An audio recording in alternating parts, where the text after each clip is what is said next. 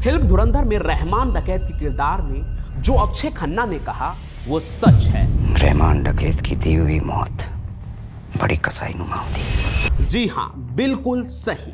और उसके इसी कसाई पने का सबूत देता है दाऊद के भाई नूरा की मौत, जिसे 2 दिनों तक टॉर्चर और गोलियों से छलनी करने के बाद रहमान डकैत के लोगों ने गधा गाड़ी में उसकी लाश लादकर दाऊद के बंगले के बाहर फेंक दिया और दाऊद ने चू तक नहीं की। सोचिए, बस एक पल के लिए इमेजिन कीजिए ना, दुनिया का मोस्ट वांटेड क्रिमिनल, एक ऐसा आदमी जिसके नाम से मुंबई से लेकर दुबई तक और दुबई से लेकर कराची तक की गवर्नमेंट हिल जाती है। दाऊद इब्राहिम। कहा जाता है कि दाऊद की परमिशन के बिना अंडरवर्ल्ड में पत्ता भी नहीं हिलता, फिर चाहे मुंबई हो या कराची। उसकी सिक्योरिटी ऐसी है कि परिंदा भी पर न मार सके। लेकिन मार्च 2009 की सुबह कुछ ऐसा हुआ जिसने इस इल्यूजन को चकनाचूर कर दिया। जहां मुंबई में दाऊद ने अपने बड़े भाई साबिर के हत्यारों को चुन चुन के मारा, कोर्ट के अंदर भी मारा। छोटे भाई को पीटने वाले समद पठान को खुद गोलियों से छलनी कर दिया, अपने हाथों से मर्डर किया। उसी दाऊद के सगे भाई और डी कंपनी के ऑपरेशनल ब्रेन नूरा उल हक कास्कर को रहमान डकैत ने जान से मार दिया और दाऊद चुप रहा। आखिर क्यों? लोग कहते रहे नूरा किडनी फेलियर से मरा। बाद में परिवार ने भी सच को छिपाते हुए कहा कि नूरा को कार्डियक अरेस्ट आ गया था, हार्ट अटैक आ गया था। लेकिन सच उस दिन कराची की सड़कों पर एक गधा गाड़ी में मिला। ये सिर्फ एक मर्डर नहीं था, ये डी कंपनी के चेहरे पर एक तमाचा था।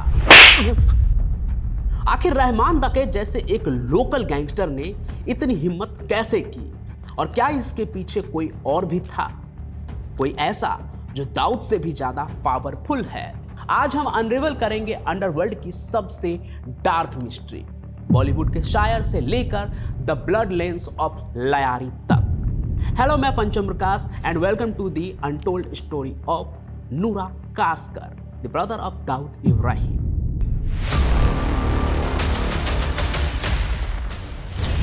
इस कहानी को समझने के लिए हमें थोड़ा पीछे जाना पड़ेगा, क्योंकि नूरा की मौत की स्क्रिप्ट 2009 में नहीं बल्कि 1993 में ही लिखी जा चुकी थी। 1993 मुंबई ब्लास्ट के बाद दाऊद इब्राहिम इंडिया के लिए एनिमी नंबर 1 बन गया। डी कंपनी को रातों रात मुंबई छोड़कर दुबई और फिर कराची शिफ्ट होना पड़ा। ये वो दौर था जब दाऊद सिर्फ एक स्मगलर नहीं रहा था, वो एक जियोपॉलिटिकल एसेट बन चुका था। पाकिस्तान के आईएसआई ने डी कंपनी को कराची के पॉश एरिया क्लिंटन में पनाह दी। बड़े बड़े bungalows, bullet proof land cruiser और हाई लेवल सिक्योरिटी। लेकिन यहां एक ट्विस्ट था, कराची मुंबई नहीं था। मुंबई में दाऊद भाई था जिसे लोग रिस्पेक्ट और डर दोनों देते थे। लेकिन Karachi was a war zone. Karachi के 2 चेहरे थे, एक तरफ क्लिंटन जहां दाऊद और नूरा लग्जरी में रहते थे और भी कई बड़े अंडरवर्ल्ड के खिलाड़ी और सरकारी तबके के लोग, और दूसरी तरफ था लयारी कराची का वो हिस्सा जहां 40% लोग गरीबी रेखा के नीचे रहते हैं, जहां 70% यूथ इलिटरेट हैं, जहां बचपन खिलौने से नहीं बंदूकों से शुरू होता है। इसी लयारी के कचरे और गुस्से से निकला था एक शैतान, एक मसीहा लयारी का सरदार रहमान बलोच, जिसे सभी रहमान डकैत के नाम से जानते थे। रहमान डकैत कोई ऑर्डिनरी गुंडा नहीं था, और ये आप पिछले कई कहानियों में जान ही चुके हैं, जिसमें मैंने डिटेल में लयारी और रहमान डकैत के बारे में बताया, तो आप वो भी देख सकते हैं। कहा जाता है कि रहमान डकैत ने 15 साल की उम्र में ही अपनी मां का मर्डर कर दिया था। Can you imagine the psyche of such a man? कैसी वैसी सोच होगी उसकी। वो लयारी का अनक्राउंड किंग था। उसके लिए दाऊद इब्राहिम कोई डॉन नहीं था, बस एक आउटसाइडर था, एक मुहाजिर जो उनके शहर में आकर राज कर रहा था, उन पर कंट्रोल करने की कोशिश कर रहा था। यह कहानी इन्हीं 2 दुनियाओं की टक्कर की है, डी कंपनी का ग्लोबल पावर वर्सेज रहमान डकैत की लोकल ब्रूटैलिटी। लेकिन नूरा कास्कर कौन था? क्या वो सिर्फ दाऊद का भाई था? यहां पर स्टोरी इमोशनल टर्न लेती है। अंडरवर्ल्ड की हिस्ट्री में ना नूरा एक एनॉमली था, एक कंट्राडिक्शन। रिपोर्टेडली नूरा क्राइम की दुनिया में तो था, नारकोटिक्स और एक्सटॉर्शन हैंडल करता था, लेकिन उसका दिल बॉलीवुड में अटका हुआ था। आपने सलमान खान की फिल्म पत्थर के फूल का वो गाना सुना है, तुमसे जो देखा देखते ही प्यार हुआ। र्यूमर्स है और ये वेरीफाइड भी है, कहीं कहीं रिपोर्ट्स में भी मिलती है। कहा जाता है कि नूरा एक शायर था और वो घोस्ट राइटर बनकर बॉलीवुड के लिए गाने लिखता था, यानी कि नाम किसी और का होता था लेकिन उस गाने को नूरा ने ही लिखा था। और सलमान खान के इस फिल्म के लिए ये गाना उसने लिखा था, ये तो आपको कई मीडिया आर्टिकल्स में भी मिल जाएंगे। कहते हैं ऋषि कपूर की फिल्म के लिए भी उसने लाइंस लिखा, रोमांटिक शायरी करना, ये सब उसका पैशन था। सोच कर देखिए, एक आदमी जो सुबह ड्रग्स की डील कर रहा है, जो लोगों को किडनैप करवा रहा है, वो शाम को बैठकर जिंदगी के राहों में रंजो गम के मेले हैं, इस तरह की लाइनें लिख रहा है। आप इमेजिन कर सकते हैं। नूरा कराची में खुश नहीं था, उसे मुंबई की याद आती थी, उसे डोंगरी की गलियां याद आती थी, मनीष मार्केट याद आता था, उसका मुसाफिर खाना जो घर था वो याद आता था। 2009 आते आते नूरा थक चुका था। इंटेलिजेंस रिपोर्ट कहती है कि वो दुबई में अपने लॉयर्स के साथ मीटिंग कर रहा था। क्यों? क्योंकि वो सरेंडर करना चाहता था, वो वापस इंडिया आना चाहता था। शायद यही उसकी सबसे बड़ी गलती थी। अंडरवर्ल्ड में रिटायरमेंट या सरेंडर जैसा कोई शब्द नहीं होता है, वहां सिर्फ लॉयल्टी होती है या मौत। जब नूरा इंडिया आने के सपने देख रहा था, शैडो में कोई उसकी मौत की प्लानिंग कर रहा था। Date 19 March 2009, location defence housing authority DHA Karachi. DHA Dawood का स्ट्रॉन्ग होल्ड माना जाता है। यहां पर परिंदा भी डी कंपनी के मर्जी के बिना नहीं हिल सकता। नूरा अपने रूटीन मूवमेंट पर था, एकदम नॉर्मल दिन, 35 डिग्री टेम्परेचर, ह्यूमिडिटी से भरी हुई हवा। लेकिन उस दिन सिक्योरिटी में एक चूक हुई, या शायद सिक्योरिटी को हटा दिया गया था। विटनेस के हिसाब से कुछ अनमार्क्ड वैन्स आई, उसमें से जो लोग निकले वो प्रोफेशनल कमांडोज नहीं लग रहे थे, वो लयारी के लड़के लग रहे थे। बलोच अटायर में थे, आंखों में भूख और हाथ में AK-47। उन्हें रोकने वाला कोई नहीं था। नूरा जो डी कंपनी का नंबर 2 था उन दिनों, उसे दिन दहाड़े 20 सड़क से उठा लिया गया। खबर आग की तरह फैल गई। दाऊद इब्राहिम जो अपने व्हाइट हाउस में बैठा दुनिया चलाता था, उसके अपने भाई को किसी ने टच करने की हिम्मत की थी। फोन लाइंस बज करने लगी, दुबई से कराची, कराची से लंदन। कौन है, किसने उठाया, क्या चाहिए उसे? जवाब आया लयारी से, रहमान डकैत। डिमांड सिंपल थी लेकिन शॉकिंग थी। $50 मिलियन, उस वक्त के हिसाब से देखें तो तकरीबन 250 करोड़ रुपए दाऊद के भाई के बदले। लेकिन यहां पर गेम पैसों का नहीं था। दाऊद के लिए $50 मिलियन कोई बड़ी बात नहीं थी, समुंदर से एक मग पानी निकालने जैसा था। एक फोन कॉल पर हवाला से पैसा ट्रांसफर हो सकता था, तो फिर डील क्यों नहीं हुई? 48 घंटे यानी 2 दिन तक नूरा गायब रहा। इन 2 दिनों में क्या हुआ होगा? इंटेलिजेंस सोर्स और बाद में मिली फॉरेंसिक रिपोर्ट जो बताती है, वो सुनकर आपकी रूह कांप जाएगी। नूरा को लयारी के एक सेफ हाउस में रखा गया था।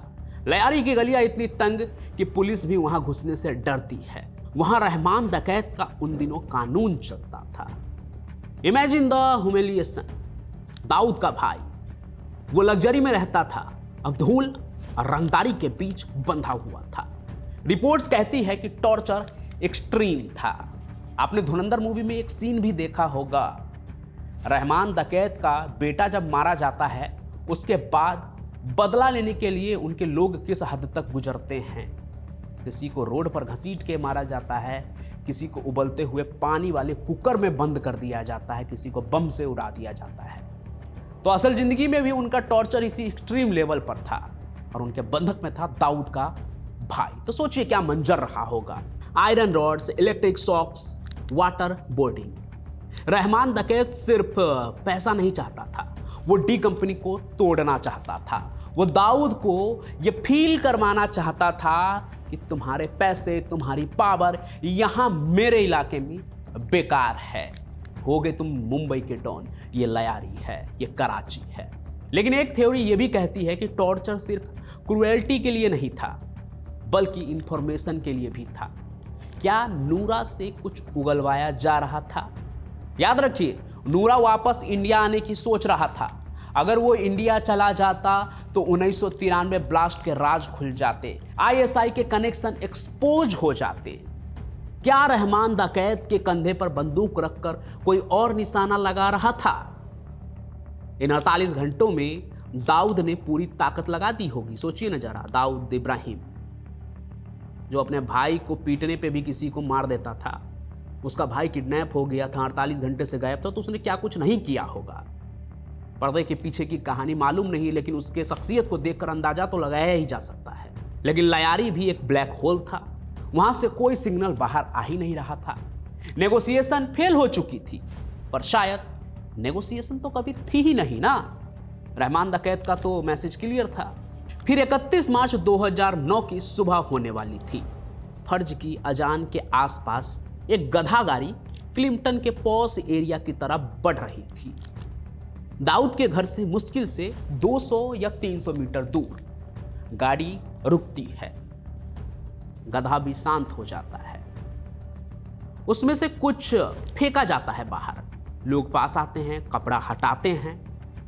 वो नूरा था, लेकिन वो नूरा लग नहीं रहा था।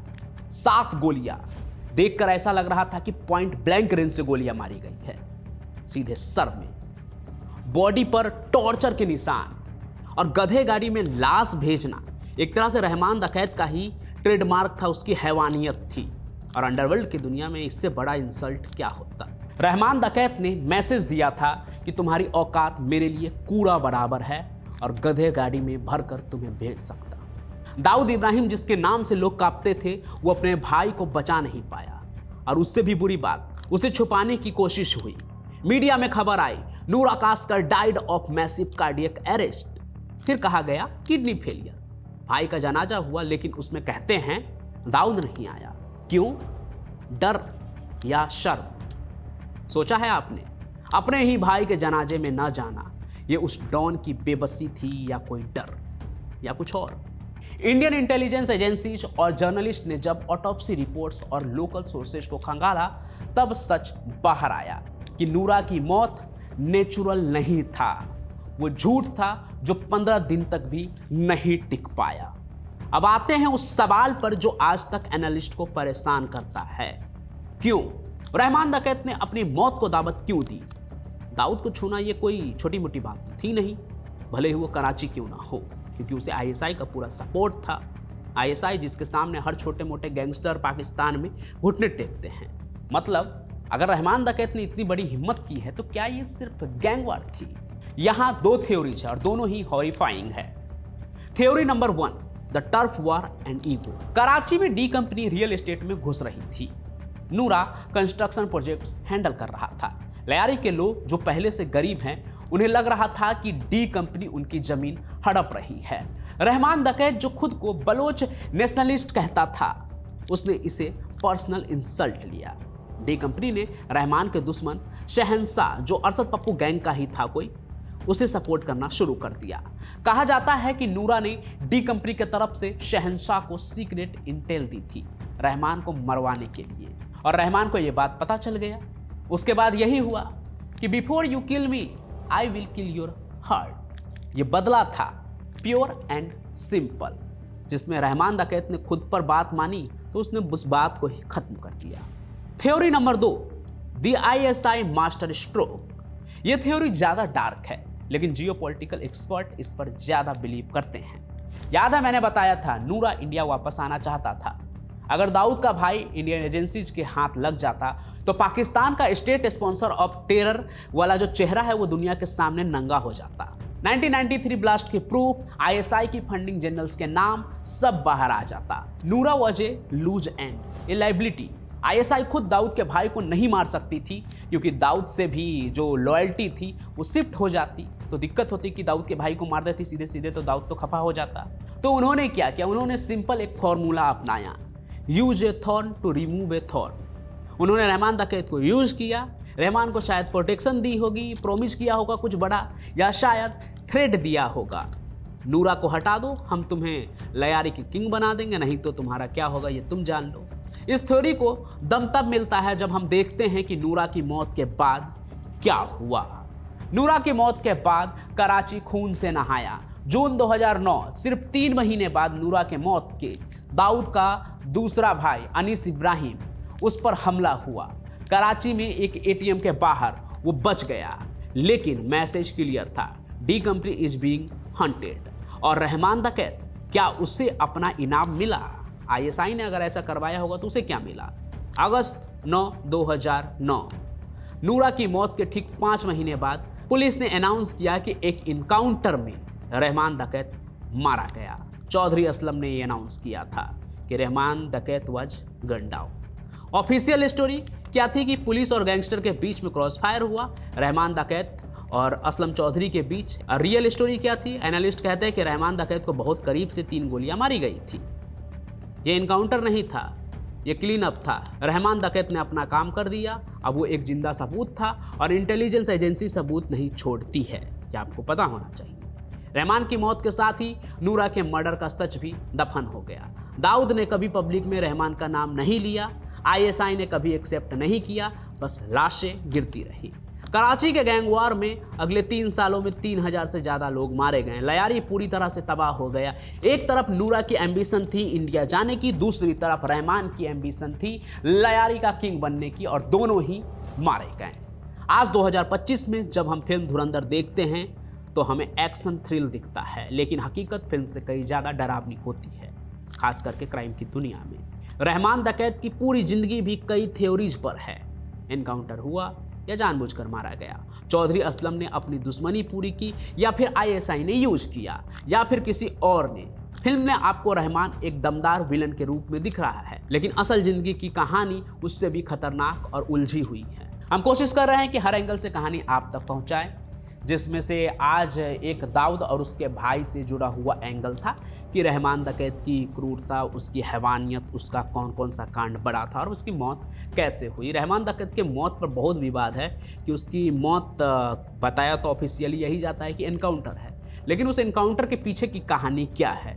फिल्म में आपने देखा कि एक पॉलिटिशियन है, वो रहमान डकैत को मरवाना चाहता है।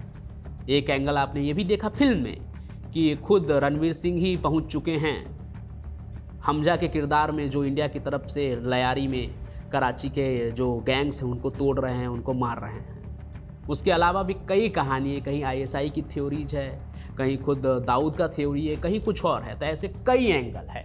हालांकि जो लोग लयारी से देख रहे हैं, जो लोग कराची से भी देख रहे हैं, इन दिनों काफ़ी लोग वहाँ से भी देख रहे हैं, उनके सामने क्या कहानी है, उनके अपने लोकल्स में क्या कहानी चलती है, इन सभी चीज़ों को लेकर वो भी आप यहाँ कमेंट में ज़रूर बताएं, ताकि और भी लोग जो ये कहानी देख रहे हैं उनको भी कुछ चीज़ें पता चले कि वहाँ लोकल्स में क्या बात चलती है। तो आप वो कमेंट में लिख सकते हैं, क्योंकि दोस्तों क्राइम की दुनिया बाहर से बहुत ग्लैमरस लगती है, भाई कहलाना, पावर, पैसा, लेकिन नूरा कास्कर की कहानी हमें ये सिखाती है कि इस दुनिया का एग्जिट डोर सिर्फ 2 जगह खुलता है, जेल या कब्र।